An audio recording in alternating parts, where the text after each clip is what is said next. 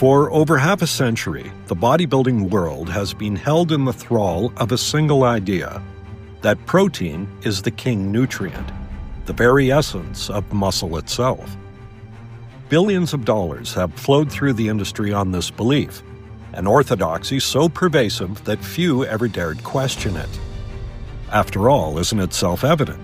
Muscle is made of protein. Therefore, if one wishes to build more muscle, one must eat more protein. But as with many popular dogmas, what seems self-evident is often wrong. Among those who challenged this simplistic reasoning was Mike Mentzer, a man whose clarity of thought and devotion to reason made him one of the most original minds in the history of bodybuilding. Mentzer saw through the confusion and returned to first principles, to biology, to logic, and to the immutable laws of physics that govern human metabolism. What muscle really is and what it isn't.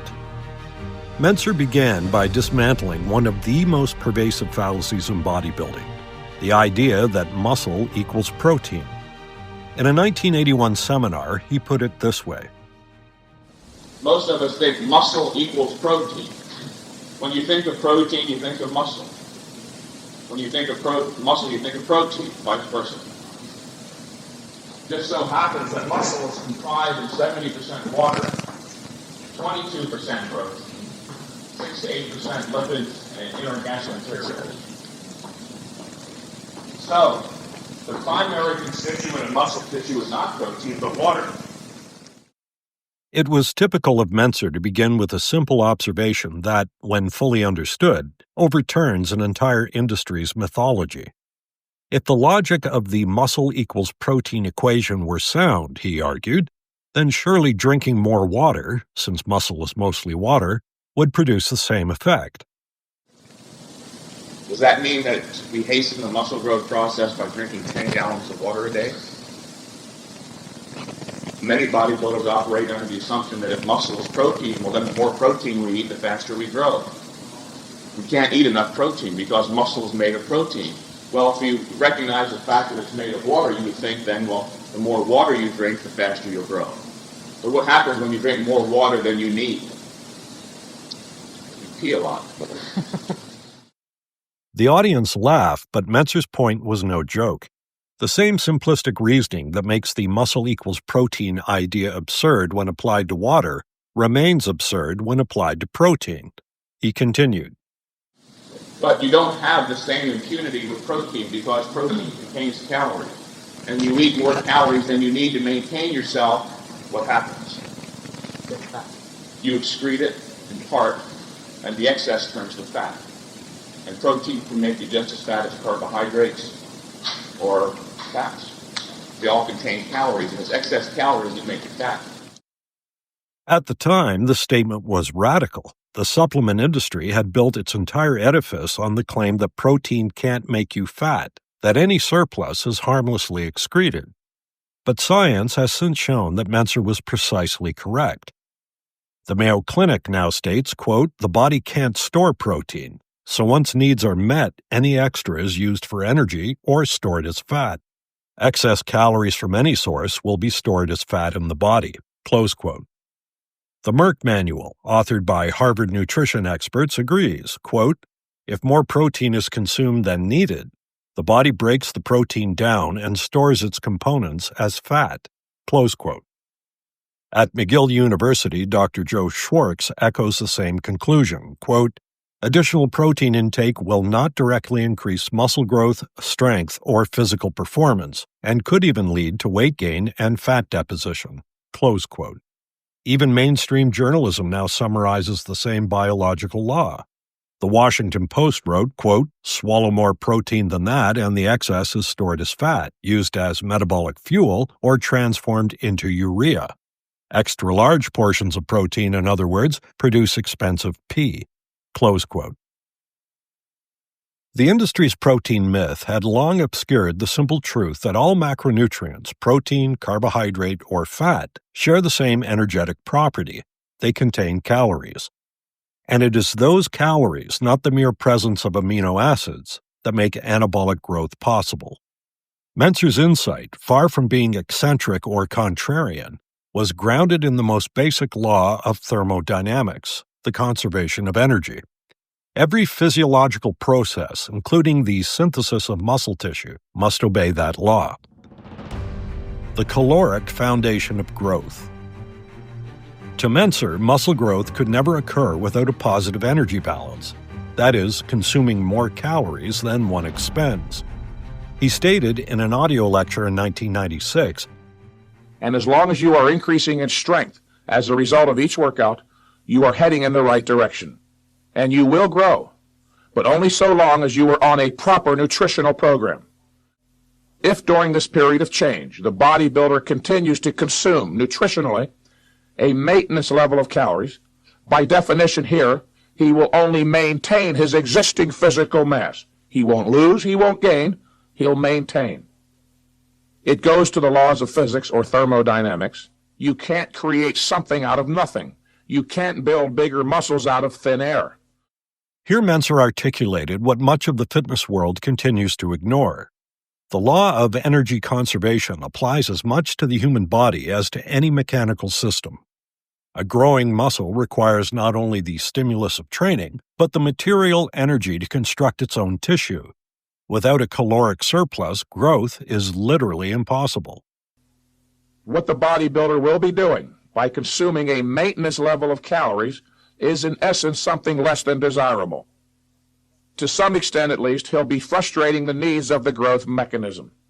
He did train to failure, which is what nature requires one do to trigger the growth mechanism into motion. Also, he is growing stronger, therefore the muscle is changing. When the growth mechanism is activated, you might visualize it as a moving conveyor belt of sorts, for lack of a better image, with a number of little men standing on top who are reaching up, they're reaching out to grab the nutritional caloric cement, as I like to call it, that it requires to build the second story, the new mass. But remember, consuming a maintenance level frustrates those little men. They are reaching up, but nothing is there. The body is only receiving enough nutritional and caloric values to maintain the first story, the existing physical mass. In such a case, the muscle change I was referring to earlier, where the bodybuilder is growing stronger, will remain primarily a qualitative strength change. It won't manifest much, if at all, as a quantitative muscle change, i.e., a muscle mass body weight increase. In order to avoid this, the frustrating of the growth mechanism, and to do the opposite, to serve the needs of the growth mechanism, one must consume a number of nutrients and calories above his daily maintenance level. He must go into a positive calorie balance.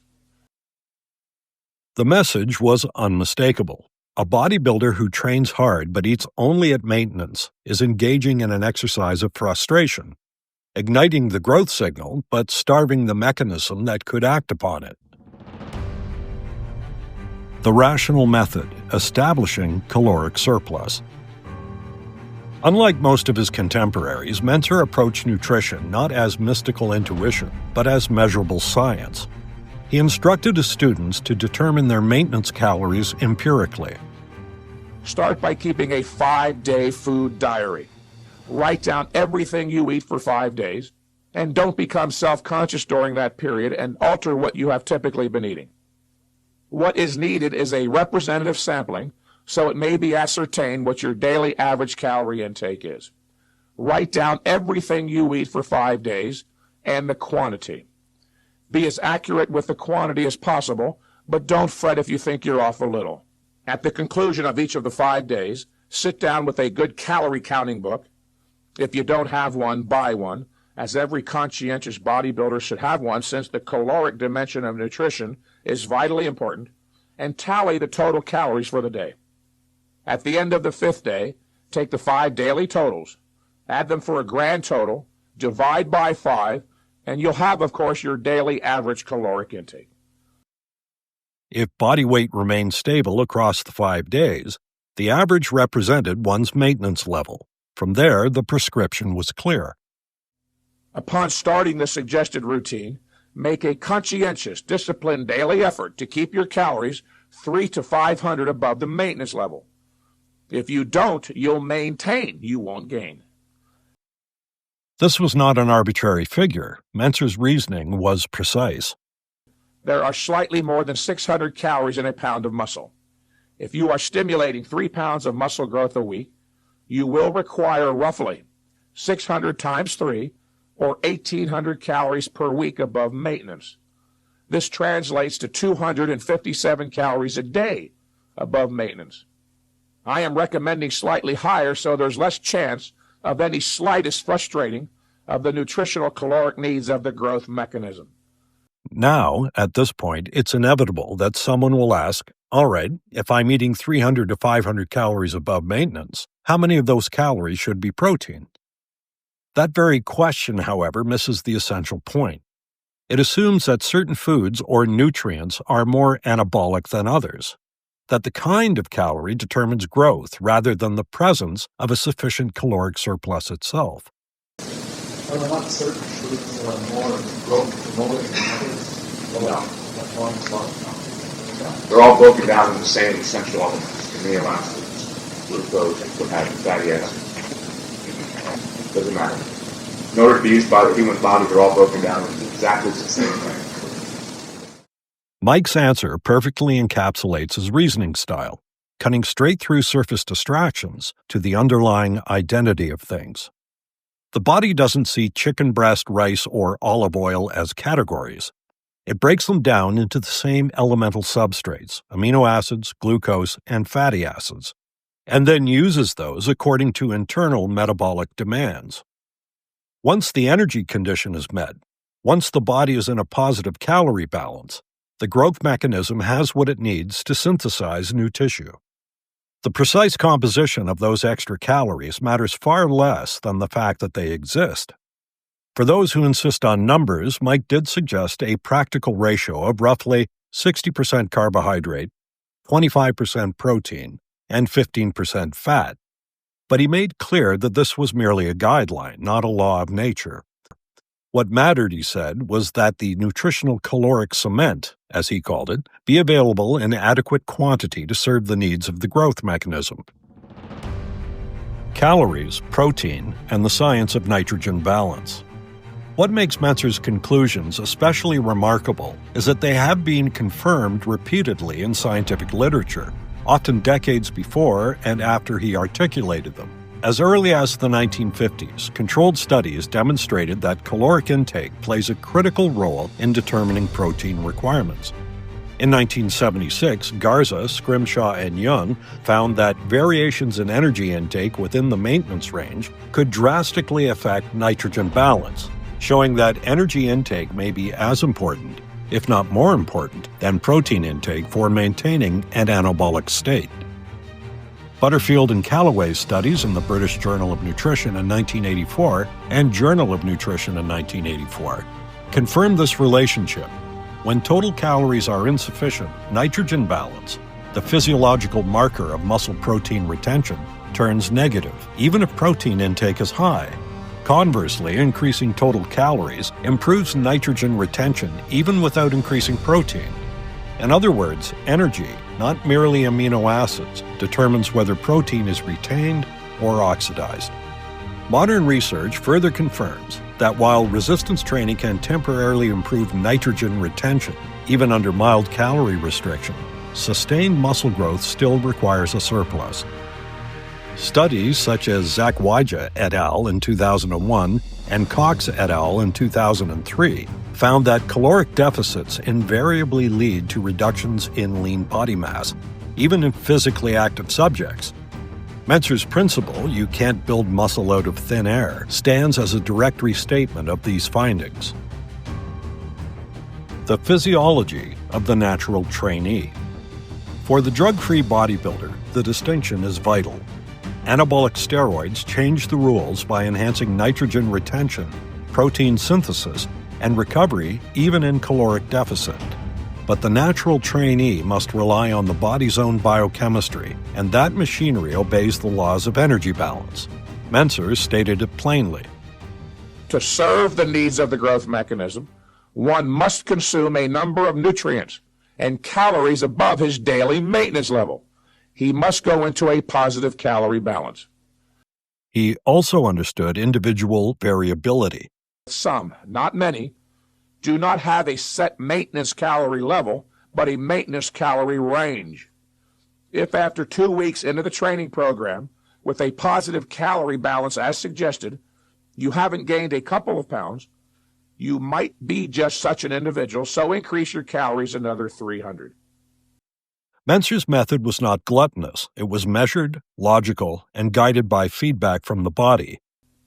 The goal, remember, listener, is to serve the nutritional caloric needs of the growth mechanism to gain muscle mass and increase body weight while adding little or no body fat.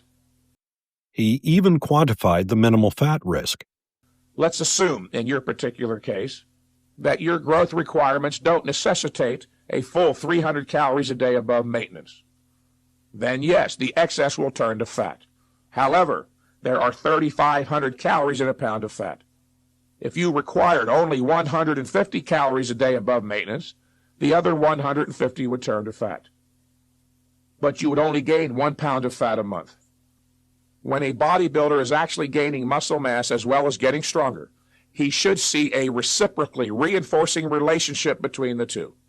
In other words, his muscle mass increases will facilitate even greater strength increases, which in turn facilitate greater growth stimulation. And the rate of your strength increase will serve as a relative indice of how much growth is being stimulated. If you are only increasing a rep or so here and there, obviously there is less growth stimulation than if you're increasing in strength by leaps and bounds.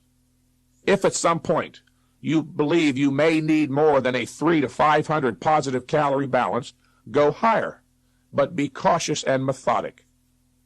Go up a couple of hundred calories at a time and keep tabs on your body weight.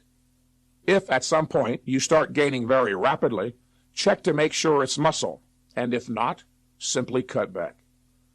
Gaining fat is anathema for the bodybuilder, certainly never to one's advantage. A right-thinking bodybuilder should desire to gain only muscle, as his goal is not to be only muscularly massive, but also defined in appearance. It is not necessary, as I was led to believe 30 years ago, that one must bulk up, that is, gain fat with muscle, to build muscle, which was a very common belief. The more fat one puts on, the longer and harder he'll have to diet to get it off. And I can tell you from personal experience, it's not fun. The takeaway is not that calories should be consumed recklessly, but that without them, even perfect training and adequate protein are insufficient. A muscle cannot grow on energy that does not exist. Science meets philosophy, the law of identity in physiology. Mentzer's reasoning was not merely nutritional, it was philosophical. He understood that biology is an expression of physical law. Just as an airplane cannot ascend without fuel, the human body cannot build new tissue without caloric energy. You can't create something out of nothing, Heath said, invoking the law of identity, the foundation of logic itself. A cause must be adequate to its effect. Muscle growth is a process of synthesis, the creation of new mass, and synthesis is an energy-dependent process. In this light, the obsession with protein powders and supplements becomes, as Mentzer would put it, a failure of reason, an attempt to substitute marketing for metabolism. The rational path forward. For the natural trainee seeking progress, the rational method remains what Mentzer outlined over 4 decades ago. 1. Determine maintenance calories empirically. 2. Create a modest surplus of 300 to 500 calories per day. 3. Train with high intensity and sufficient recovery to trigger the growth mechanism. 4. Monitor progress weekly, adjust calories as necessary. 5. Maintain objectivity, neither starve nor indulge, but feed the mechanism of growth precisely. In scientific terms, the surplus provides the energetic substrate for protein synthesis. The amino acids supply the raw materials. The calories supply the energy. Without both, the system fails to construct new tissue. Mentzer's vindication. Today, nutrition science, stripped of marketing and superstition, validates what Mike Mentzer taught in the early 1990s, that it is energy balance, not protein excess, that determines muscle growth. The fixation on protein is not only misplaced, but often counterproductive, leading athletes to neglect the very factor that makes muscle accretion possible: sufficient calories. Mentzer's closing advice remains as practical as it is profound. As a bodybuilder continues to gain muscle mass and body weight, his maintenance level of calories gradually goes up until finally weight gains slow down, then come to a halt. When you see that your weight gains have slowed down, increase your calories another 300 to 500, and you'll resume gaining. The laws of biology have not changed, only the marketplace has. The rational bodybuilder, guided by observation, logic, and the evidence of science, will find in Mentzer's teachings the most reliable compass for navigating a world awash in nutritional misinformation.